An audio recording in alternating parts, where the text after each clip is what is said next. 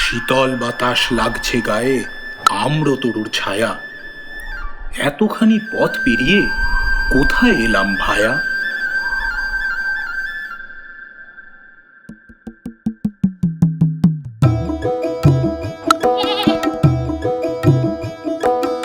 এলিম ভায়া আমের দেশে, মালদা জেলার নাম।